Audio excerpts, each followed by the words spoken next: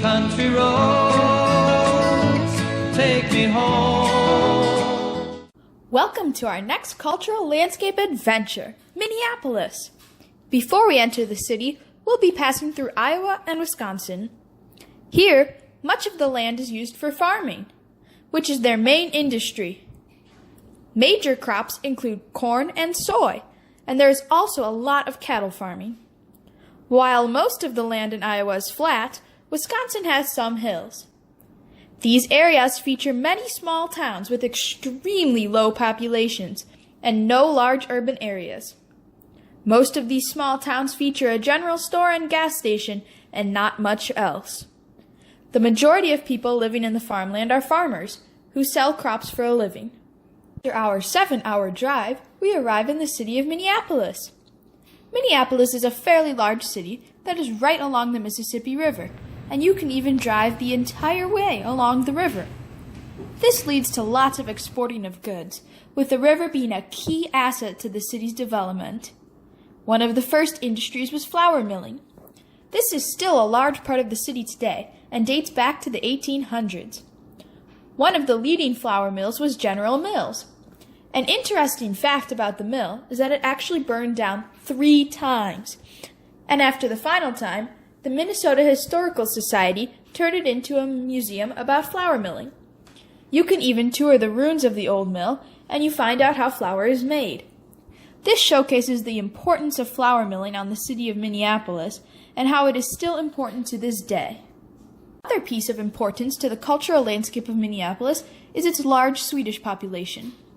This is emphasized by the Swedish Institute. The Swedish Institute is a museum of Swedish culture and history built into the former mansion of an influential Swedish newspaper maker. It even features a Swedish cafe with traditional Swedish foods. In addition, the signs are written in both Swedish and English. Even the shoes have sizes written in both their American and Swedish sizes. This shows how influential the Swedish have been on the city of Minneapolis and how the city is welcoming and accommodating to them. There is also an exhibit showcasing traditional Swedish clothing and fashion, all built into the mansion. Their style of clothing is very different from our style of clothing, with theirs seeming almost mismatched. Although we did not see many people wearing such clothing in the streets, the exhibit still preserves Swedish culture. We're at the Swedish restaurant, and you can see a traditional dish of Swedish meatballs and mashed potatoes and lingonberries. And there's also a traditional salmon, also with beet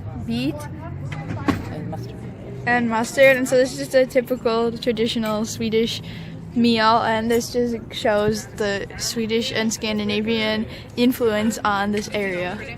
Our way over to Minneapolis's twin city, St. Paul, you can already see a change. Their Grand Avenue is similar to downtown LaGrange, as it is historical with many small shops. Something that's different, however, is that many of the shops are built into buildings that look like houses. Some shops even do have the owners living upstairs, with their shops downstairs. This shows that it is not an extremely wealthy neighborhood with high-end shops, but it is also not a poor neighborhood, as they have more than, say, a Dollar Tree.